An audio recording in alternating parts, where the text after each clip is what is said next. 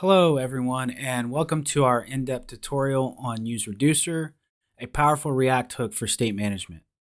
Today we're going beyond the basics to explore its complexities, best practices, and how to leverage it effectively in your React applications. Let's get started. useReducer is more than just a state management tool. It allows for more predictable state transitions by applying a reducer function. This is valuable in scenarios where state changes are complex and not linear. This code is a React component that simulates collecting coins in Mario's world. Each button click increments a coin count displayed on the screen using the useReducer hook for state management. Let's break down the parameters in the context of our Mario Adventure component. Number 1, power up reducer. This is the reducer function specific to our example. It determines how the state changes in response to actions. In this case, it handles the action type collect mushroom, which increments the coin count in the state. Number 2, initial state. Here, the initial state is set to coins 42. This means the state starts with the coins property initially set to 42. And typically we'll use an object as this argument. Now let's cover init.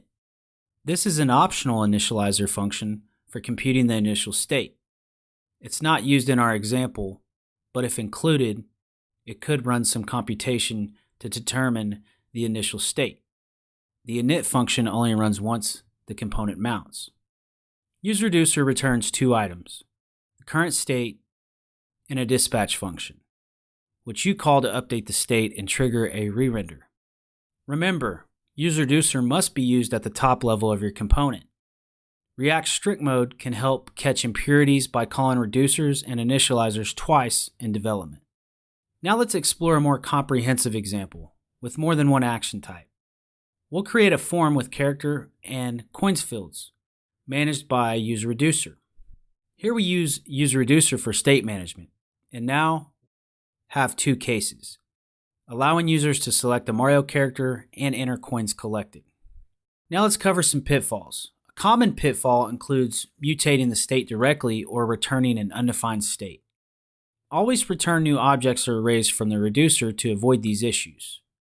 Also remember to copy all existing state fields when returning the new state. So when should we use useReducer?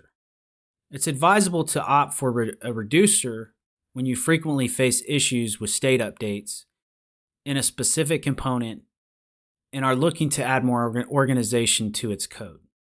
Remember, it's not necessary to utilize reducers for all cases. Combining different approaches is perfectly fine. In fact, you can use both useState and useReducer within the same component if it suits your needs. In this section, we'll explore how useReducer can be effectively used to manage a shopping cart in an e-commerce web application. This example will demonstrate handling items additions, removals, and quantity updates in the cart. This code sets up a shopping cart component where items can be added, their quantities updated, and removed. The useReducer hook simplifies the state management, making the component's logic clean and maintainable. You can expand this basic structure to include more complex features like pricing calculations, discounts, and more.